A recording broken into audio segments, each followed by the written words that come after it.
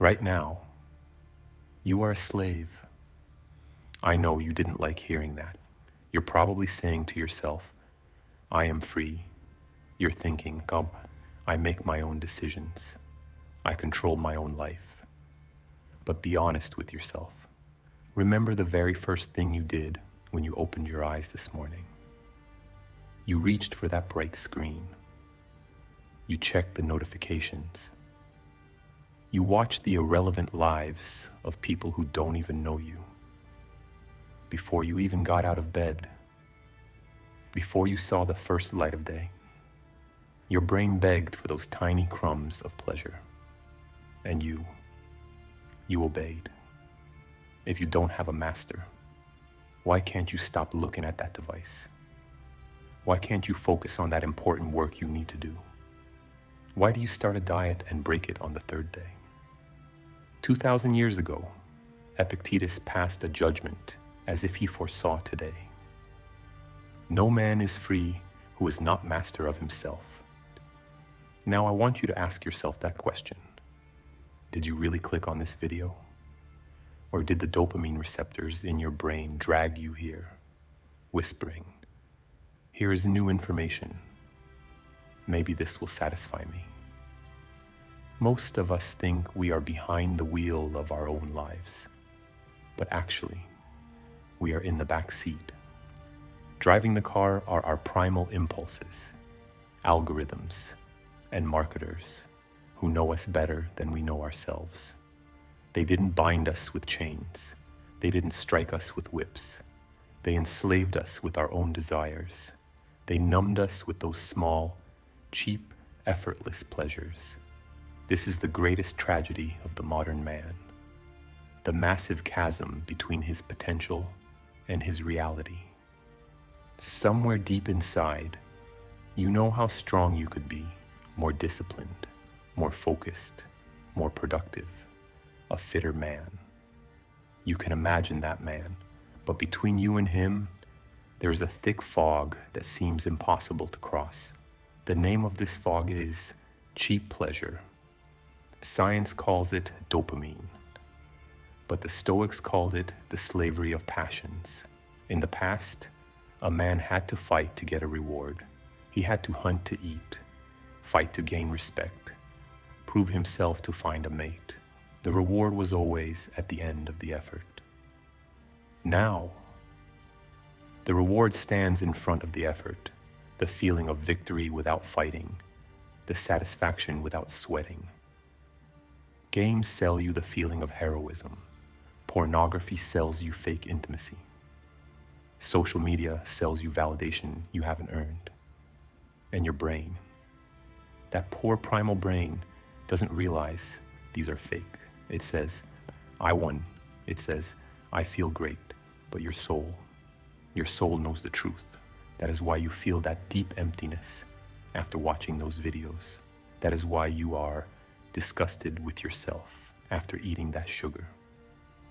Because your soul is aware that it's been tricked. Seneca warned us centuries ago, slavery is not just belonging to a master. The basest slavery is being a slave to your own pleasures and passions. Today together, we will melt these chains with a 5-stage plan. This will not be easy. It will not be comfortable at all. But freedom has never been free. If you are ready, we are going down to the first front line, our own biology. This is the first front of the war, your brain. There is a painful truth we must accept. The modern world has hacked your brain. That device you carry in your pocket is not an innocent communication tool. It is a dopamine machine designed by the world's smartest engineers to steal your attention and lock you to the screen. Every notification sound, every like, every new video creates a tiny dopamine explosion in your brain. Think of this like a drug. At first, a small dose was enough, but it's not enough anymore, is it? Shorter videos, more extreme content, faster games. You have no tolerance for boredom left. 2 seconds. When there is a gap of just 2 seconds, your hand goes to your pocket. Why? Because you are afraid of silence. Because being alone with your own mind gives you pain. Your brain is constantly screaming, "Feed me." This is biological sabotage. You are like a refugee inside your own body. Those impulses have become the owners of the house. So how does a Stoic mind respond to this biological attack? Think of Rome's richest man, Emperor Marcus Aurelius. If he wanted, he could throw feasts every day, drink the world's finest wines, and sleep in the softest beds. But he refused. Sometimes he would eat the simplest foods for days, sleep on the hard ground, and deliberately deprive himself of pleasure. He didn't do this because he was a masochist. He did this so that pleasure would not rule him. In Stoicism, this is called sophrosine, that is, temperance. Marcus Aurelius says, "Treat your body not like a master, but like a tool. If you do not rule it, it will rule you." Pleasure is not bad, my friend, but needed pleasure is a leash around your neck. If you cannot say no to something, that thing is your owner. Therefore, there is only one way to break this biological sabotage: a radical interruption. Let's call this the Stoic dopamine fast. Starting tomorrow, we are formatting your brain. For the next 24 hours, you will apply this rule. Screens will be used only for vital tasks. No scrolling, no entertainment, no music. You will walk in silence. Food will be eaten only as fuel, not for enjoyment. No caffeine, no games. Your brain will scream. It will yell, "I'm bored." It will beg, "Give me my phone." Let it beg. In that moment, you will realize this. That screaming voice is not you. That voice is the addict inside you. You are the calm and strong will watching that voice. This pain is the pain of healing. However, reigning in your body is not enough. Because even if your body stops, your mind is still shattered. Now it is time to pick up those pieces. Be honest with yourself. When was the last time you read 30 pages of a book without being interrupted? When was the last time you did a task for 1 hour without picking up your phone, without realizing how time passed? You don't remember. Your attention span, I am sad to say, has become no different from a goldfish. You have gotten used to being constantly interrupted. Your mind is elsewhere while working. Your eyes are on the phone while talking to a friend. You even have a second screen in your hand while watching a movie. Do not fool yourself. This is not multitasking. This is mental fragmentation. Your mind is shattered, and with a fragmented mind, you cannot build a whole life.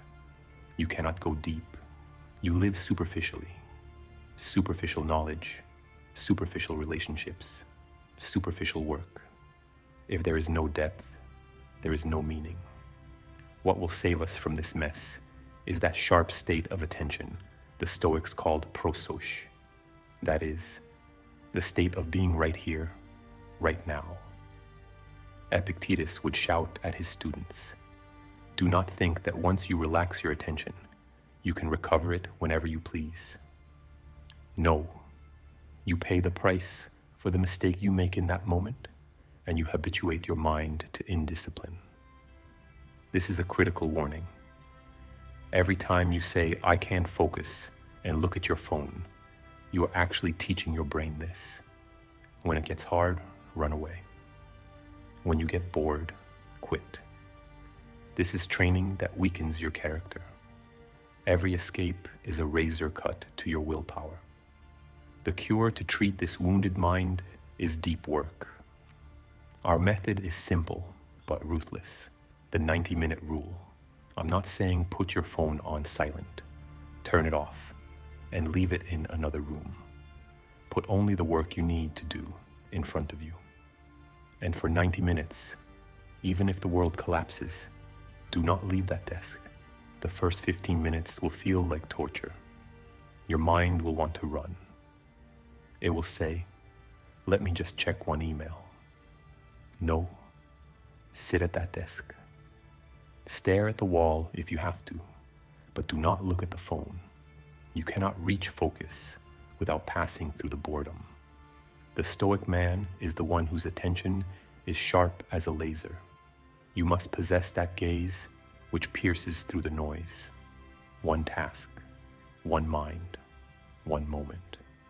But gathering the mind is not enough, because sometimes the reason we run from focus is not laziness, but the emotions we are afraid to feel. Why are we constantly busy? Why do we fill those tiny gaps immediately? Because we are afraid to feel. When the feeling of loneliness comes, you immediately send a message.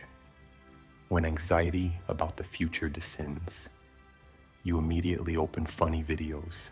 When the feeling of inadequacy hits, you immediately open a game and level up.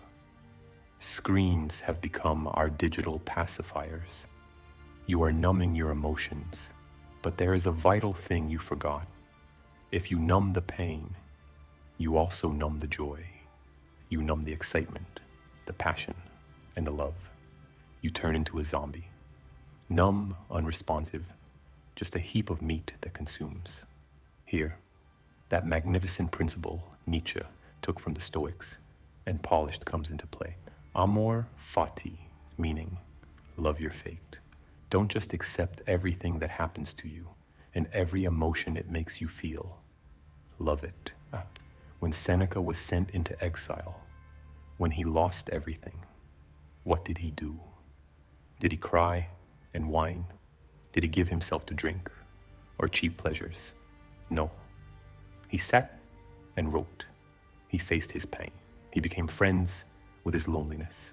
He said, "It is not what happens to you, but how you react to it that matters." A man does not run from his emotions. A man looks pain in the eye and asks, "Welcome. What will you teach me?" Escape is the work of cowards. The Stoic is the rock standing in the middle of the storm. That's why I'm giving you one of the hardest exercises, wall staring. Once a week for just 30 minutes. Do nothing. No music. No books. No meditation guide. Just sit on a chair and look at the wall opposite you. In the first 5 minutes, you will say, "This is ridiculous." In the 10th minute, the tasks you need to do will come to mind. You will get stressed. But in the 20th minute, that is when the spell will break. Those repressed emotions, those fears, those truths you haven't faced will begin to surface. That is the moment. Do not run away in that moment. See that the emotion does not kill you. See that boredom does not destroy you. The man who can look into the depths of his own interior fears nothing on the outside.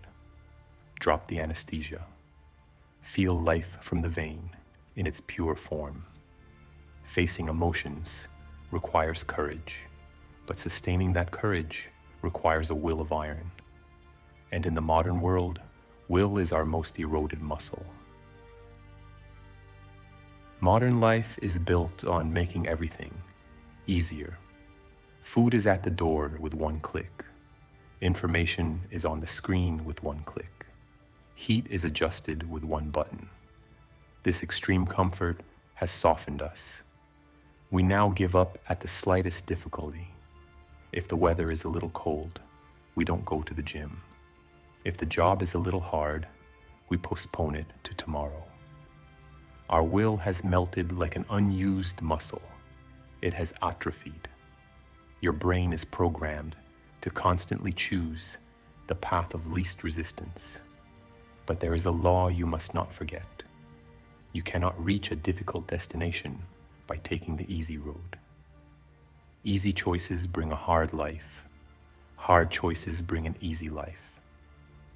Epiktetos' teacher, Musonius Rufus, spoke against this very softening. We must punish ourselves with hardships from time to time, so that when hardships knock on our door, we are not caught unprepared. Stoics would deliberately walk in the cold. They would deliberately stay hungry. They would deliberately wear rough clothes. Why? To break the comfort zone. To be able to say, I am happy without these two. I am strong without these two. Willpower is a muscle, and muscles only develop under resistance. You cannot build muscle without lifting weights. You cannot build character without suffering difficulty. To re-harden your will, we will apply two tactics. First, the cold shower. Start the day with something your brain screams, don't do. Reject the comfort of hot water. Step under that ice-cold water. This is not just a physical awakening. This is a message sent to your mind.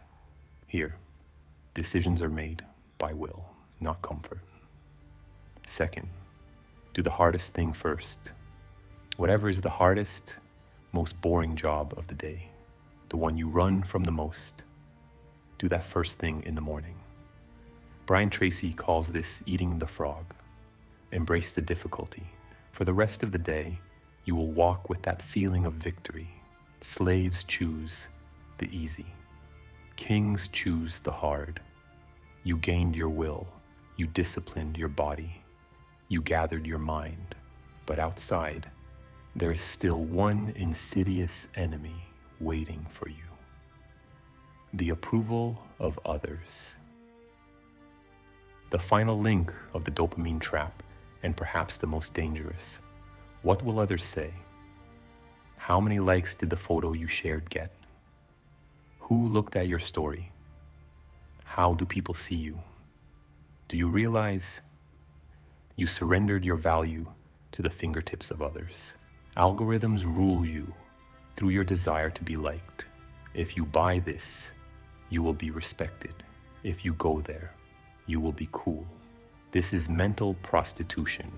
You are selling your own soul in exchange for the approval of others. Marcus Aurelius called that decision mechanism in the center of the mind the hegemonicon, that is, the ruling faculty. This is your throne room. And on that throne, only you must sit. Both the praise and the insults of others must stay outside. The Stoic man determines his own value. The score he gives himself in the mirror is more valuable than the applause of millions. Marcus Aurelius summarizes this situation. Does an emerald lose any of its value because it is not praised, or gold, or a sword? Being praised does not make you a better man. It is time to declare your sovereignty. Turn this into a ritual. As soon as you wake up in the morning, look at the ceiling, not the phone, and set your intention. Today, distractions will appear before me. Pleasure traps will appear. But I will rule with my will. And in the evening, account to yourself before sleeping. Where did I show weakness today? In which moments did I act like a slave? Where can I be better tomorrow? Judge yourself, but do not beat yourself up. Just correct. Clean your throne and sit there again. All that I have told you actually leads to a single truth. My friend, if you have come to the end of this video, it is not a coincidence. This is the last struggle of that free man inside you. He is saying to you, wake up. The modern world wants you to be weak. It wants you to consume. It wants you to be a docile slave who cannot focus, cannot think, cannot feel, chasing only the next pleasure, because slaves are easy to rule. But you, the blood of ancestors who fought with hardships for thousands of years, flows in your veins. You were created to conquer, not for comfort. You were created to look at horizons or not screens. Use your phone as a tool, not as a goal. See pleasure as a guest, not as the host. See pain as a teacher, not as an enemy. Make a decision today. From this moment on, drop the chains, silence the noise, and take control of your life. Because no matter how chaotic life gets, you are in control, you are calm, you are strong, and your consciousness is clear. See you in the next video, stronger than before.